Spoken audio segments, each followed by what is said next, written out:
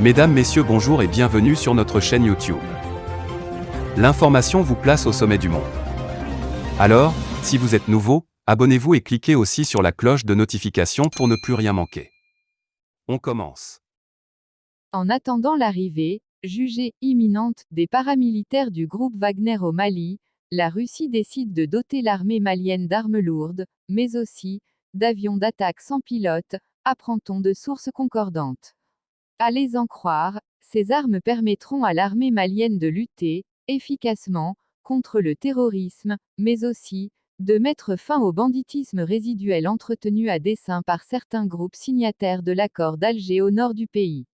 Auparavant, le 27 octobre dernier, le ministre de la Défense et des anciens combattants, le colonel Sadio Camara avait reçu des mains de l'ambassadeur russe au Mali 71 mitrailleurs de calibre 50 et 28 véhicules Toyota Mastech, d'une valeur de 1,1 milliard CFA. Ce matériel militaire vise à protéger les populations contre les attaques terroristes. Un plan de formation et d'équipement des FAMAS a, déjà, été élaboré, selon le ministre malien de la Défense, ajoutant que 2 compagnies ont déjà bénéficié de 33 véhicules Toyota Mastech et 42 motocross pour traquer les terroristes jusque dans leur dernier retranchement. Alors que les négociations entre la junte malienne et le groupe Wagner connaissent un coup d'accélérateur, le président français Emmanuel Macron met en garde son homologue russe Vladimir Poutine contre ce qu'il qualifie d'agression caractérisée. L'information émane du confrère Africa Intelligence dans sa parution du mercredi 3 novembre dernier.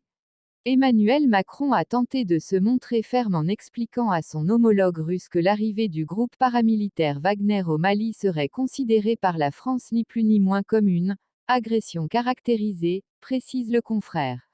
L'avertissement, révèle-t-il, a été formulé lors d'un entretien téléphonique passé mi-octobre entre les deux chefs d'État et l'Allemande Angela Merkel avant d'être renouvelé quelques jours plus tard par une délégation du ministère français des Armées en visite à Moscou. Wagner est une société de droit privé n'ayant aucun lien avec l'État russe, martèle Moscou en dépit des contestations de Paris qui évoquent des liens entre cette force et les services de sécurité russes. Pour l'heure, les négociations vont bon train entre la junte militaire et le groupe paramilitaire. La pomme de discorde réside sur le coût important de la prestation. Reuters révèle 9,1 millions d'euros par mois, soit un coût annuel de 120 millions d'euros.